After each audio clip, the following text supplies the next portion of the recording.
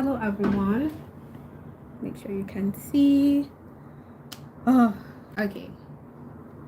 So this is shake. This is a very random live, and I'm saying random because let me just make sure it's up.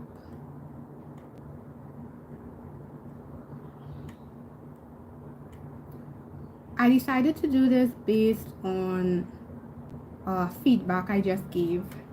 So I said, you know what? Instead of just giving this to the student, because I noticed certain things that happen in general, let me also give this feedback to all of you who may be wondering, where am I going right and where am I going wrong?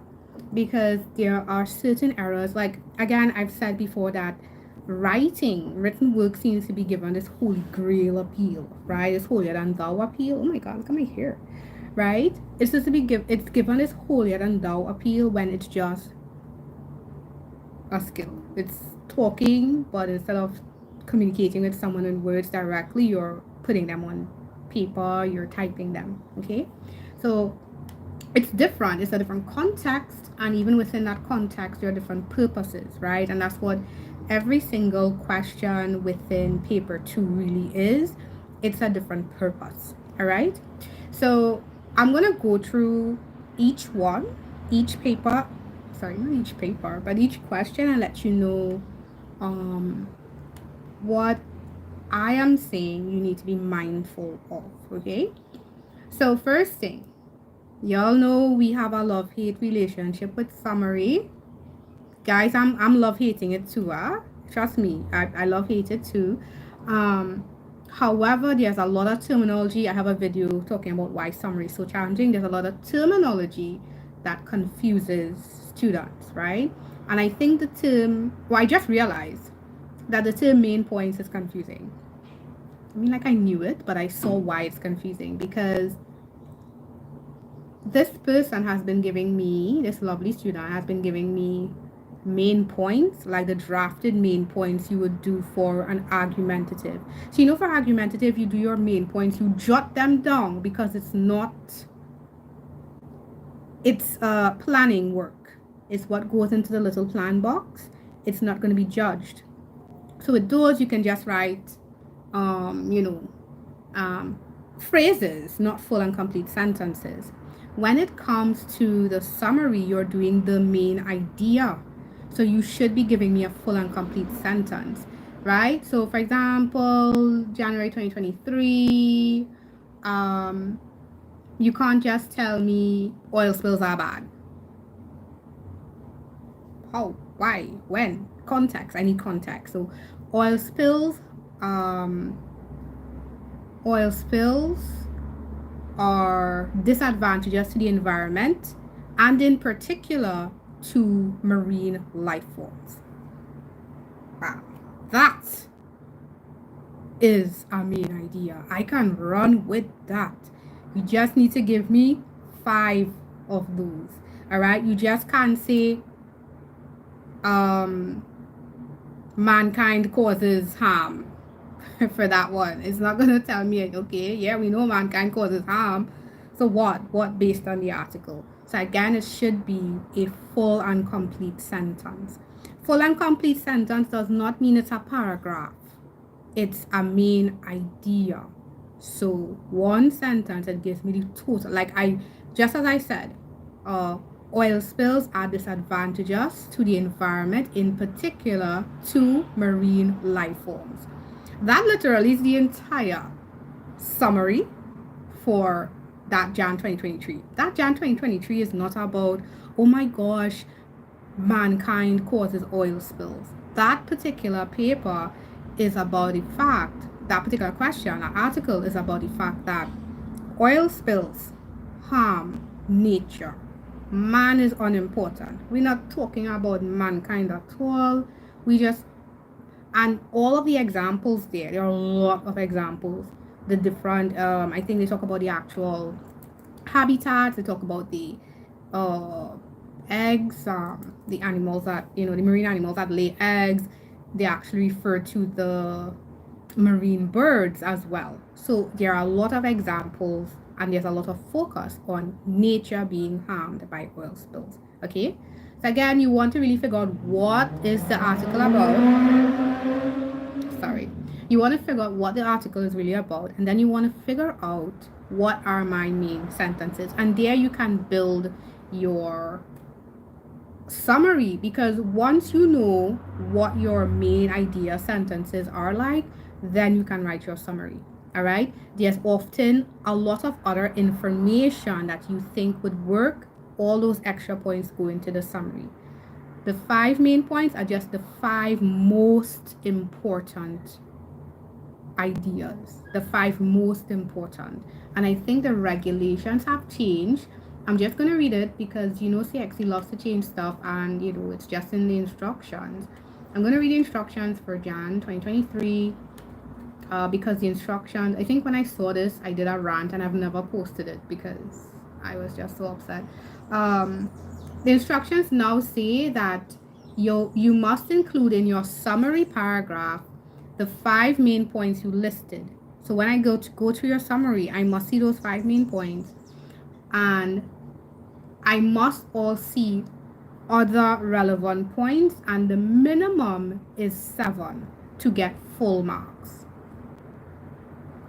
That is what the people are saying. Okay, that's what CXC says. I believe those same instructions are in Jan 2024. I'm going to check quickly for you now in case you don't believe me. Right, it's in Jan 2024. Okay, please be mindful of the instructions. Remember, the exam is from CXC. The exam is not from your school and your country. I'm saying that because I've had students let me know, but miss, we do this in school.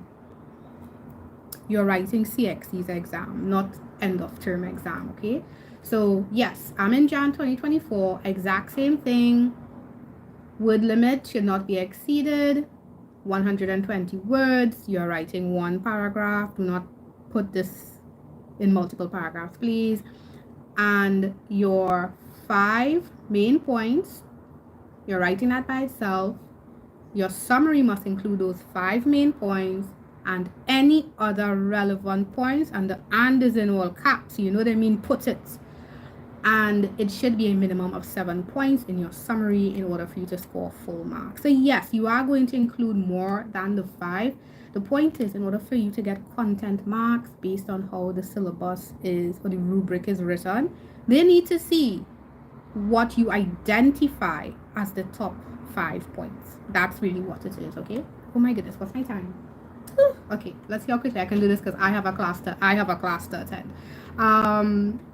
Okay, so I'm not going to do informative because informative is... Okay, let me do this quickly. Please don't forget that informative is a situation question. It is not a format question. Yes, you need to know the format. But if you're writing like a report and you're unaware that the report is about an accident, and you leave out all the concerning stuff that should be in there because it's an accident, like in 2023, you're a student, you're on a field trip, and there's an accident. So my student here started at school and didn't mention that it was gave the information that the bus left school, gave the information about how many people were there, which is very good. I had a student who never gave all of that information. He left out something. What did he leave out? What did my friend leave out?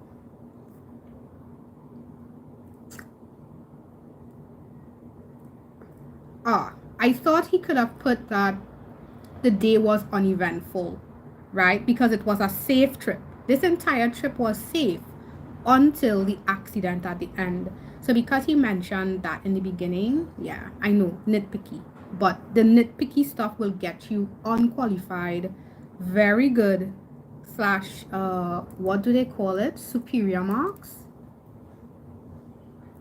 Yes. Once some of the very nitpicky advice I give, that's the kind of things that would help me give you very good or superior, which is top marks. Okay. So that's it for that. I'll probably try and do another video on that. For short story, please don't forget to stick to 1/10, right? My student here did an absolutely gorgeous romantic drama. It was really good, really, really good. Riveting, right? It was really nice to read because I am actually going into a fiction writing class for myself. However, I couldn't give him higher marks. I actually put him in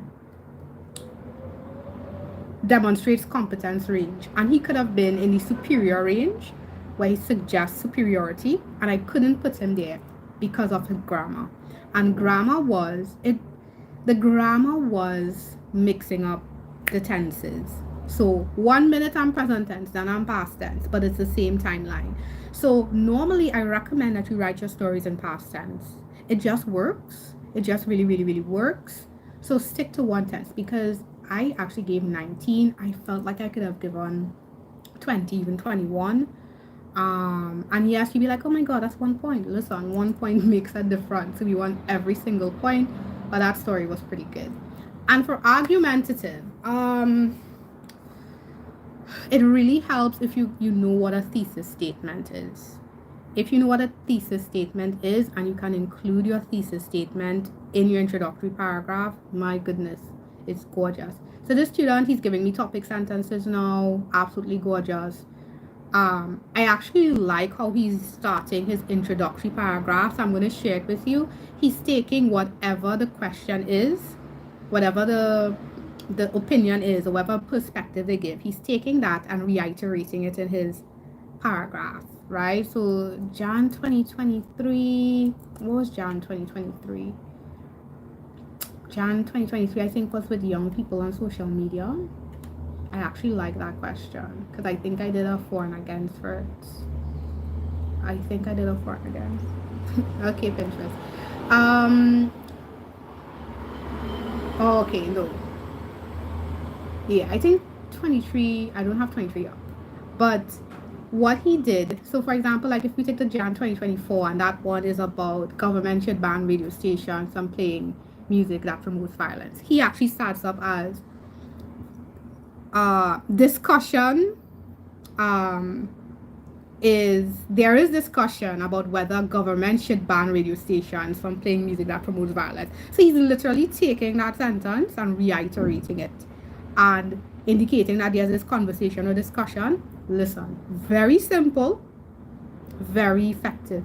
So that's a great way to introduce your topic for the introduction. You still need to tell me what your stance is. Do you agree or do you disagree?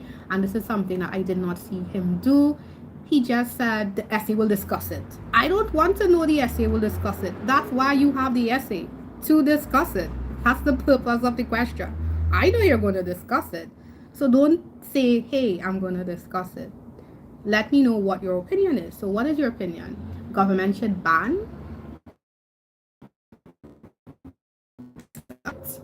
right? And then a lot of people thought this was specifically for young people, so that's interesting, right? So you need to let me know what your actual opinion is. And it, again, I've said that, come on, car, pass quickly. Very good. I've said that it's now what are your views. So it's not that you have to agree 100% or disagree 100%. I just recommend that you totally agree or totally disagree, because it makes it a lot easier. And what helps you know whether you agree or disagree, you go and figure out what points do you have. Do you have points to support a side? Do you have enough points? And not just have enough points that you can discuss, right? And explain. There's this thing that happens in exams where you're like, yo, I totally disagree with this. And then you try to get points and you're like, oh, my brain is a blank, but I'm getting points to the other side. All right.